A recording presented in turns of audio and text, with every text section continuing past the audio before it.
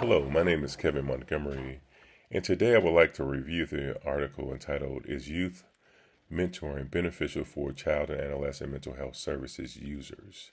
A multi stakeholder perspective, authored by Charlotte Silk and Bernadine Brandy.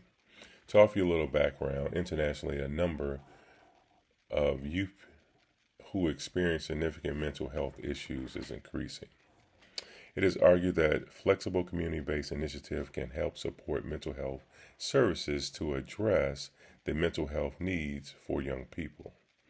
Youth mentoring is a community-based model which has found to act as a supportive resource for vulnerable and at-risk youth. Youth mentoring is an umbrella term used to describe a special dyadic relationship that develops between a young person and an older person that is not the parent. In these one-on-one mentoring relationships, the older adult takes on a role as a mentor to the young person, providing friendship, guidance, and support when needed. Although mentoring relationships may develop naturally, formal community-based mentor programs like Big Brother, Big Sister have grown in popularity. The objectives of the research is to examine the benefits and challenges associated with the provisions of mentoring within a youth mental health context. The study explores the rationale guiding and partnership between a community-based mentoring organization and the Child Adolescent Mental Health Services of Ireland.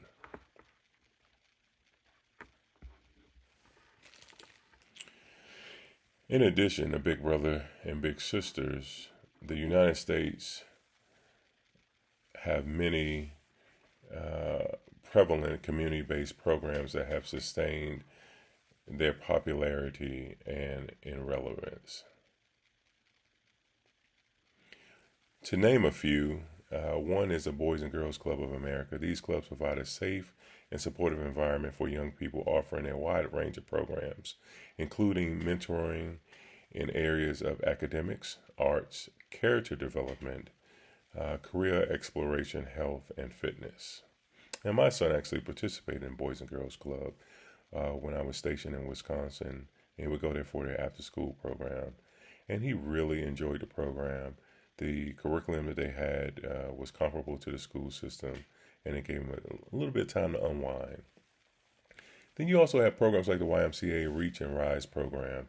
This program was funded by the Office of Juvenile Justice and Delinquency Prevention that focus on providing one-to-one mentoring of young people. Also, the 4-H and FFA, these organizations focus on agriculture education and youth development, including leadership and mentorship opportunities.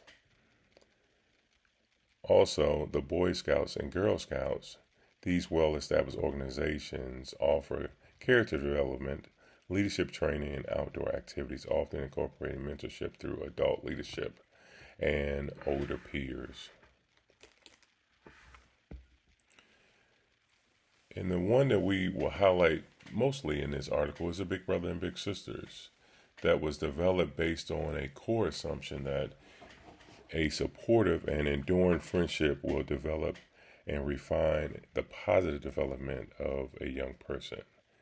These type of interventions were aimed at young people aged 10 through 18 years of age who experience social or economic disadvantages, including those having poor social skills, being shy or withdrawn, having low self-esteem, or living in poverty.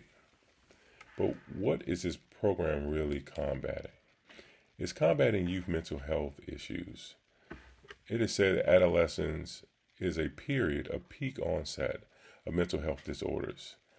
Epidemiological reports suggest that 13 to 20% of adolescents experience mental health problems, and the number of young people who experience significant impairments each year is escalating.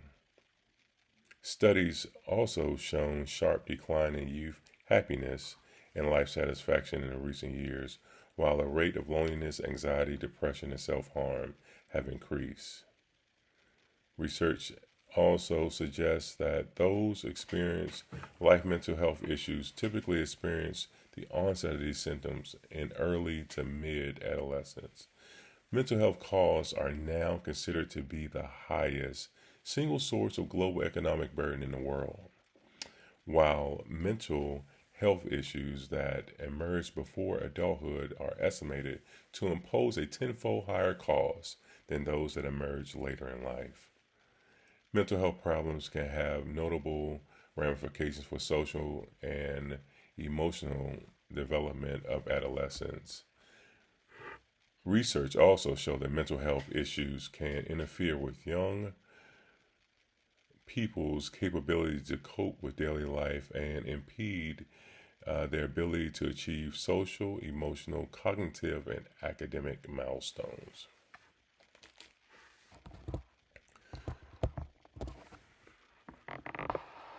In this study, 40 participants were involved with a partnership uh, that took part in a semi structural qualitative interview, which were analyzed using the theometric analytic approach. Of the 40 participants, 13 were male, 25 were female, and 2 were transgender from across Ireland that took part in the research. Stakeholders who have been actively involved with the Children and Adolescent Mental Health Services and the Big Brother Big Sister program between November of 2021 and February of 2022 were invited to take part in this research. A quota sampling which adopted whereby 10 of each stakeholder group that included young people, parents, mentors, and staff were sought. There were 5 groups, and the first group of the 5 was comprised of 10 people, 6 female, 4 males, that were volunteers who actively matched with a young mentee who had been referred to the Big Brother Big Sister program from the Child and Adolescent Mental Health Services. The next group was also comprised of 10, but this group had 4 males and 4 females and 2 transgender that were also mentees who were matched with a mentor in the Big Brother Big Sister program following a referral from the Child and Adolescent Mental Health Services. The next group, also comprised of 10, with 8 females and 2 males, was comprised of parents and guardians whose child was participating in the program. The next group was made up of 5 people, 4 female and 1 male, that were from the Big Brother Big Sister program staff who were currently involved in the matching of mentee referred from Child and Adolescent Mental Health Services with mentors in the Big Brother Big Sister program. And the last group, also comprised of 5, of 4 female and 1 male, were from the Child and Adolescent Mental Health Services staff who had a history of referring and recommending mentees to the program. 5 questions drove this research. Number 1 being, what were the stakeholders' motivations for engaging the Big Brother Big Sister and the Child and Adolescent Mental Health Services partnership? Number 2, what was the nature of the mentoring relationship formed? Number 3, what was the perceived impact of the Big Brother Big Sister and Child and Adolescent Mental Health Services partnership for young people? Number 4, what aspect of practice was felt to be important in this context? And last but not least, number 5, what challenges were associated with the partnership model? Some of the key findings were mentoring was seen as a way to foster informal and supportive friendships that help youth improve social skills, increase community integration, and enhance emotional well-being. Positive changes were observed in the participants' social and emotional development, but it was also some challenges that was facing the program. one being delays in matching mentors with youth and communication gaps between organizations. As we look at the implementations, youth mentoring can be a viable adjunct to formal mental health services. The study highlights the need for clear communication, structured support, and best practice guidelines when integrating mentoring into mental health care. The quantitative highlights were as follows. While the study primarily used qualitative methods, it referenced broader quantitative findings from existing literature to support its context. One was the prevalence of mental health issues that have been cited in epidemiological data showing that 13 and 20% of adolescents experience mental health problems. Number two was economic impact that could be felt as mental health issues emerge before adulthood, impose a tenfold higher cost than those that arise later in life. And number three was program research associated with formal mentoring programs like Big Brother, Big Sister have expanded significantly with millions of youth participating globally. These figures help frame the urgency and the relevance of mentoring as a complementary support to clinical services.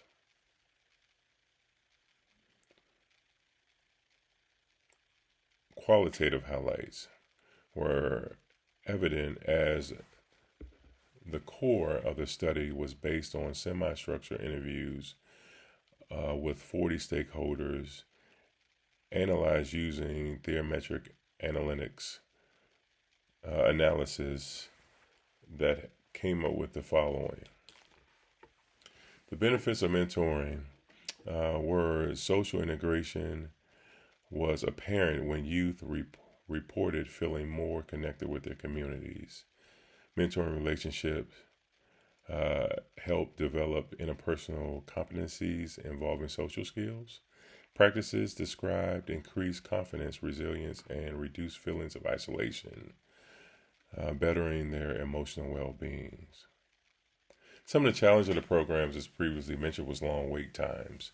There can be up to, on average, a year wait time, if not longer, to match a mentor with a mentee. Part of the issues was the pool of mentors, and then also matching them with matching a mentor with a mentee that has similar interests in life. Number two was the coordination and the communication between mentoring organizations and mental health services. They just weren't consistent.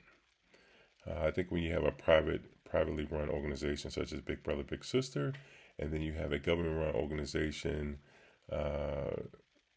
such as the Child and Adolescent Mental Health Services, oftentimes they function differently and may create some challenges for communication. Then there was just some confusion around the mentor's role in relation to clinical support.